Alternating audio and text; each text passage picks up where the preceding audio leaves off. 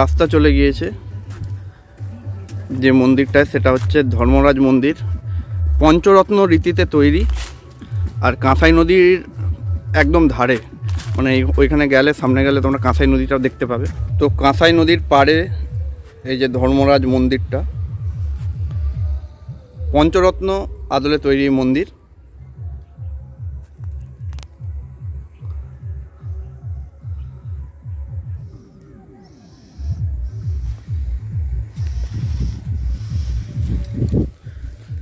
তো এখান থেকে কাঁসাই নদীর একটা খুব দারুণ একটা ভিউ পাওয়া যাচ্ছে।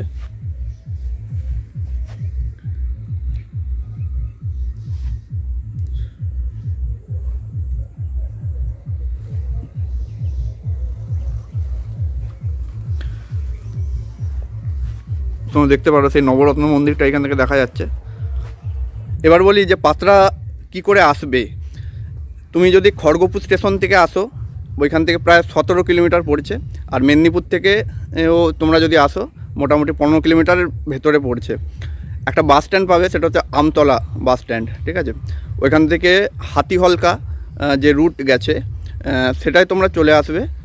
রাস্তা মোটামুটি ভালো রয়েছে। তো আমরা এখন এসেছি বন্দ্যোপাধ্যায় টেম্পল কমপ্লেক্স, তাই তো? এইখানে আরও অনেক কিছু রয়েছে। এগুলো সব পঞ্চরত্ন রীতির মন্দির।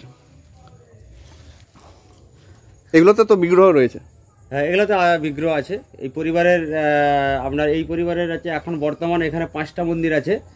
এদের 9খানা শিব মন্দির ছিল এদের টোটাল, এবং 9খানা শিব মন্দিরে 9টা বিগ্রহই প্রতিদিন নিত্য পুজো হতো সেই প্রথম থেকে এই পরিবারের। তো এখন বর্তমান যে ওদের একটু দূরে যেখানে নীলকুঠি ছিল, অনেকটাই দূরে, এখান থেকে প্রায় 1 কিলোমিটার দূরে, নীলকুঠির সামনে আরও 4টে শিব মন্দির ছিল। সেই 4টে শিব মন্দির সংরক্ষণের অভাবেই ভেঙে গেছে অনেক আগেই। তো সেখানে যে বিগ্রহগুলো, এই মন্দিরের বিগ্রহ রাখা হয়েছে। এইখানে যে 3টে শিব মন্দির দেখতে পাচ্ছেন, এখানে 7টা বিগ্রহ আছে। তার মধ্যে কিছুদিন আগে, কয়েক মাস আগেই একটা বিগ্রহ রাতের অন্ধকারে কেউ চুরি করে নিয়ে যায়। আর এখন বর্তমান 8খানা বিগ্রহ আছে এই বন্দ্যোপাধ্যায় ফ্যামিলি। প্রত্যেক দিনই নিত্য পুজো হয়, এবং শিবরাত্রির দিনে ওনাদের জমিদার প্রথা মেনে, আগেকার দিনে যে প্রথা ছিল সেই প্রথা মেনে শিবরাত্রির পূজা অর্চনা এখনো পর্যন্ত সেইভাবে চলে। আর এখানে দেখছেন পঞ্চরত্ন শিব মন্দির যে 3টে পরপর আছে। এখানে ওই বিষ্ণুর 10 অবতারের টেরাকোটা আছে, এবং কিছু যৌন মূর্তি আছে, কিছু হনুমানজির টেরাকোটার কাজ আছে। আর সব থেকে বিশেষত্ব আছে এখানে এই 3টে মন্দিরের আগের দিকে যে দ্বারপালগুলো দেখতে পাচ্ছেন, 3টে দ্বারপাল এখানে বোঝানো হয়েছে 3টি যুগের কথা।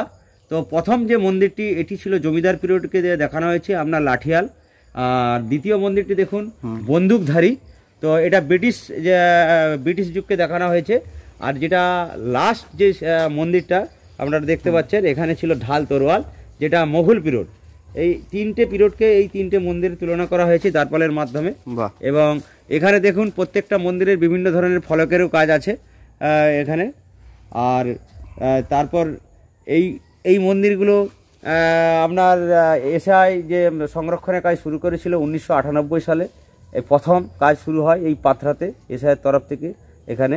তারপরেই একে একে করে এখন বর্তমান 20টা মতো মন্দির সংস্কারের কাজ হয়েছে, এখনও কিছু মন্দির বাকি আছে। তো এই মন্দিরগুলো যদিও এসআই আরও একটু ভালো করে সংরক্ষণ করতো তাহলে আরও ভালো হতো।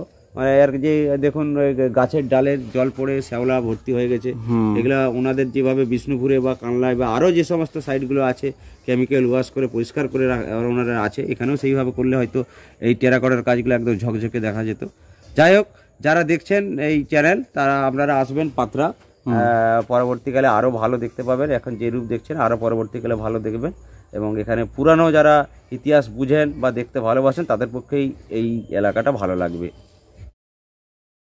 তো পাত্রাতে তো বিভিন্ন রকম বংশ এসেছিল।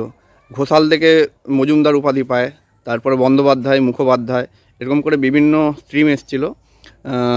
তারা বিভিন্ন টাইমে মন্দিরগুলো তৈরি হয়েছিল। এটা যেটা বললাম, এটা বন্দ্যোপাধ্যায়দের টেম্পল কমপ্লেক্স, যেখানে এটা হচ্ছে কাছারি বাড়ি, আর সামনে এটা রয়েছে শিব মন্দির। পাত্রার সব মন্দিরে তো আরাধ্য দেবতা এই মুহূর্তে নেই, কিছু কিছু মন্দিরে রয়েছে, তার মধ্যে এটি একটি। এই যে শিব মন্দিরটা দেখতে পাচ্ছ, এখানেও যে টেরাকোটাগুলো ছিল সব খুলে নিয়েছে। আর এটা হচ্ছে বন্দ্যোপাধ্যায়দের কাছারি বাড়ি।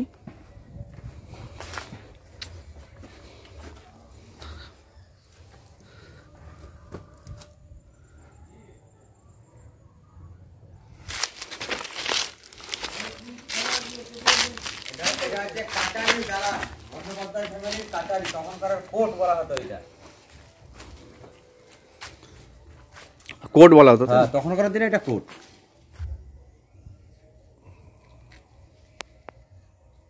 এটা হচ্ছে, এটা 8টা কোণ আছে, এটা রাসমঞ্চ।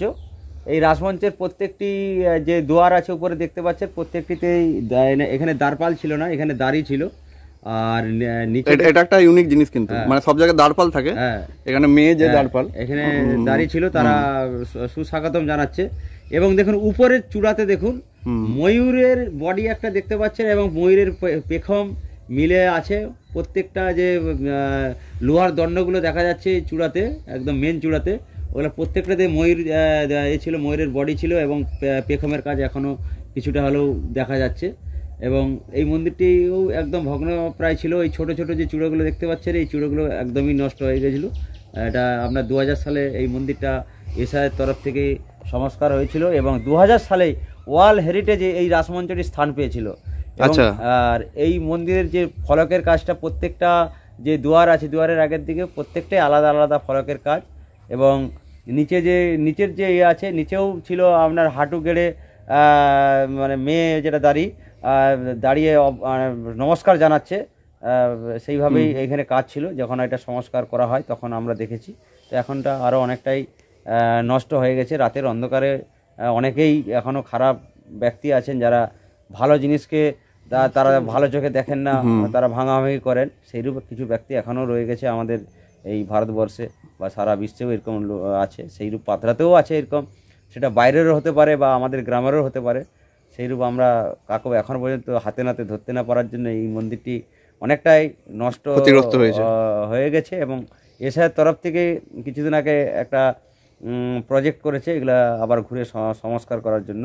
হয়তো আগামী মাসের দিকে হয়তো কাজ শুরু হতেও পারে, এরকম আমরা আশা করছি আর কি। তো এটি একটি শীতলা মন্দির রয়েছে, যেটা তোমরা দেখতে পাচ্ছ এএসআইয়ের বোর্ড দেওয়া রয়েছে। আর এটা হচ্ছে দেউল রীতির মন্দির। আর এদিকে তোমাদের দেখাবো নতুন পার্কের একটা কনস্ট্রাকশন হচ্ছে, তোমরা রাজ্য সরকারের তরফ থেকে। আর একটু এগিয়ে গেলে তোমরা দেখতে পাবে 2 কোটি টাকার একটা প্রজেক্ট। তো 2 কোটি টাকার প্রজেক্টে একটি সরকারি পার্ক একটি হচ্ছে, দেখতে পাচ্ছ কনস্ট্রাকশন চলছে।